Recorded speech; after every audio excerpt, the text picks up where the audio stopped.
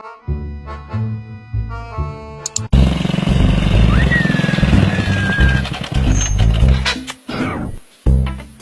patay!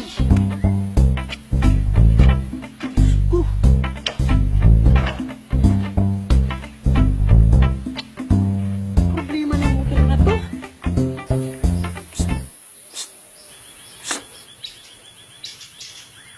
Ako? Ako? Oo, ikaw. Ako? Bakit? Yung motor mo, parang ex ko. Ha? Ex mo? Ano naman kinalaman ng motor ko sa ex mo? Iniwan din ako biglaan nang walang dahilan. Let me be the one to break it up so you won't have to make excuses.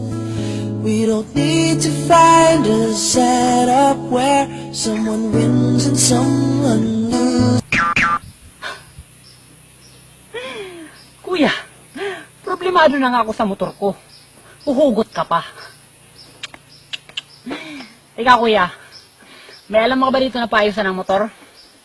Paayos ko lang tong motor ko. Maayos pa. Baka sakali pang maayos niya. Ganyan din yung buong akala ko. Maayos pa. Pero mas pinili niyang maghanap ng iba kaysa maayos yung pinagsamahan naming dalawa. Pag-asa'y baba kung susuko ka na. Larawan mo ba'y lulukutin ko na sa hirapan? Hugot pa more. Ang inisip ko lang kuya, pinayos ko na kasi ito kahapon. Double check pa. Akala ko okay na talaga. Tapos ngayon, ibiyahe ko. Akala ko talaga tatakbo na siya ng tama. Pero hindi pa pala. Parang sa labyan. Paasa. Ha? Paano mo naman nasabi? Akala mo yung pagiging sweet niya sa'yo, mahal ka na niya. Pero ang totoo, pinagmumukha ka lang yung tanga. Pansamantalang unan sa tuwing ika'y nahihirapan. Pansamantalang panyo. Kunti-kunti na lang nung mayak na ako sa hugot mo. Hapon na oh, hindi ka naman nakatulong. Buwisit.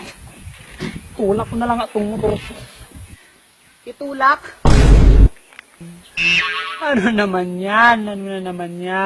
Pinagtulakan. Ganyan na ganyan yung ginawa niya sa akin.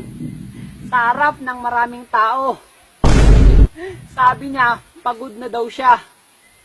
Pero ang totoo, nagmahal siya ng iba.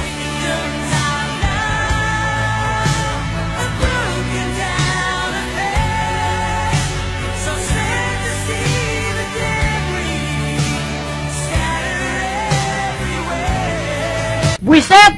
Hugot pa more! Napikot. I've been watching.